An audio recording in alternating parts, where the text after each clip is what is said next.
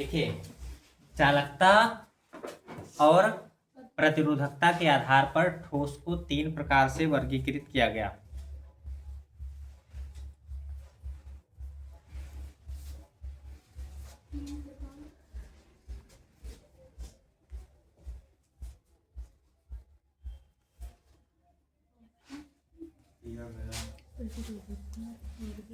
ठीक है, क्या लिखे? 3 प्रकार से वर्गीकृत किया गया है। 3 प्रकार से वर्गीकृत किया गया है। अब देखिए, जो विद्युत चालकता है और प्रतिरोधकता के आधार पर किसी भी ठोस को 3 प्रकार से वर्गीकृत किया गया है। तो रो बराबर क्या होता है? 1/σ। ये तो हमारा क्या हो जाएगा? सूत्र हो जाएगा। उसके बाद आते हैं धातु। तो धातु को हम क्या कहते हैं? चालक कहते हैं। धातु ही क्या होता है? चालक होता है। पहला 3 प्रकार से वर्गीकृत किया गया है ना। किसके आधार पर? विद्युत चालकता और प्रतिरोधकता के आधार पर जो चालक होते हैं, ठोस होते हैं, उसको 3 प्रकार से वर्गीकृत किया गया है। एक है धातु चालक, दूसरा है अर्धचालक, अर्धचालक होगा ना, और तीसरा क्या होगा? चाहे कुचालक कहिए और चाहे विद्युत रोधी कहिए। क्या कहिए? विद्युत रोधी कहिए, या इसको हम कुचालक भी कह सकते हैं। कुचालक कह सकते हैं। तो प्रतिरोधकता के आधार पर यानी ये 3 प्रकार के होते हैं। धातु है यानी चालक है, अर्धचालक है, विद्युत रोधी और क्या है?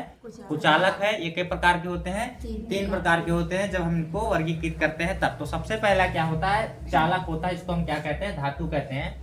तो यानी धातु, इसको लिख लिए रो बराबर 1/σ, इसको लिख लीजिए। उसके बाद हेडिंग डालिए धातु यानी चालक।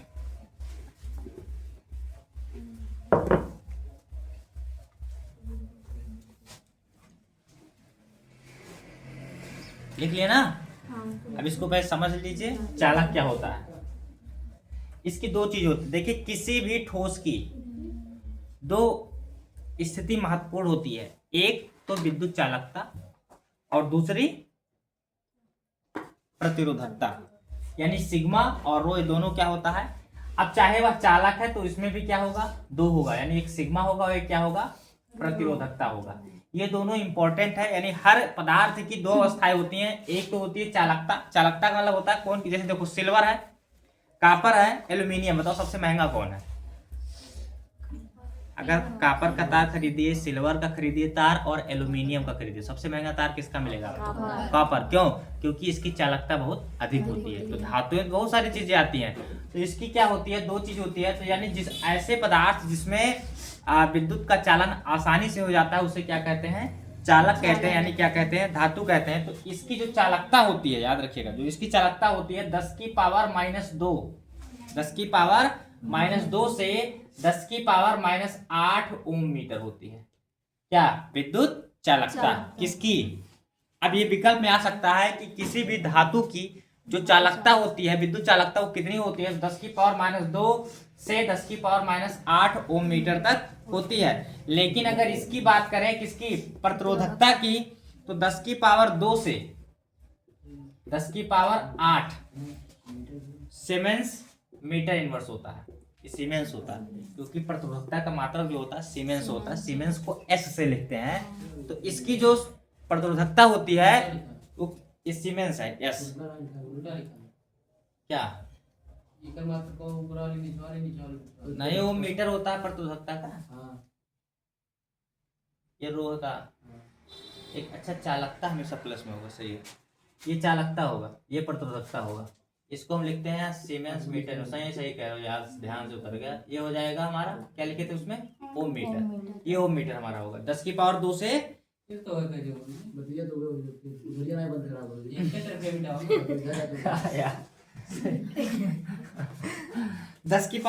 से 10⁻8 ये रो ना, आई हो जाए ओम मीटर।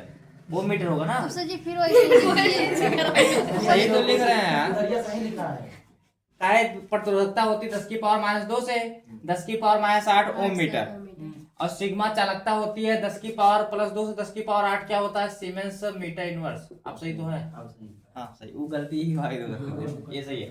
देखिए ध्यान रखिएगा कि प्रतिरोधकता जो होती है वास्तविक मतलब चालकता माइनस अगर कर देंगे तो धारा भी बहुत कम जाएगा ना, ये बात है।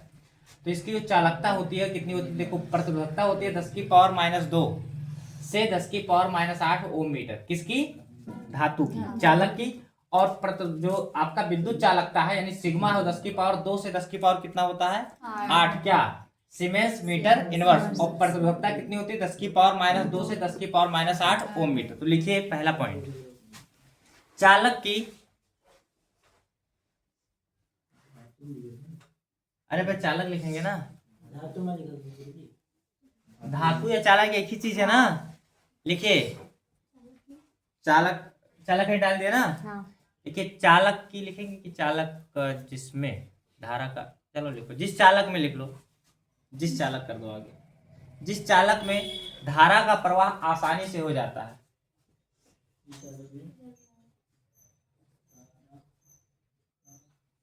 प्रवाह आसानी से हो जाता है,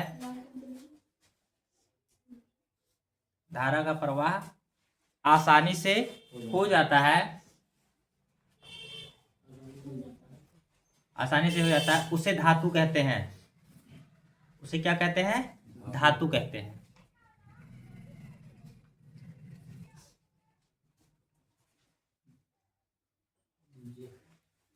लिखे, उसे क्या कहते हैं? धातु कहते हैं। अब एक चीज में समझना है आपको, इसका हम प्रतिरोधकता पता है कितना होता है? 10 की पावर -2 से 10 की पावर -8 ओम मीटर। और चालकता कितनी है इसकी? 10 की पावर 2 से 10 की पावर 8 सीमेंस मीटर इनवर्स। ये तो हो गया। लेकिन अगर इसमें एक पॉइंट देखें कि अभी हम लिखे थे कि जो क्या लिखे थे? रो बराबर ना, क्या लिखे थे? रो बराबर 1/सिग्मा। इसके कहने का मतलब व्युत्क्रम यानी उल्टा होता है। उल्टा होना समझ में आया? अगर आपका प्रतिरोधकता ज्यादा है, ठीक है, अगर प्रतिरोधकता ज्यादा है तो चालकता क्या होगी? कम होगी।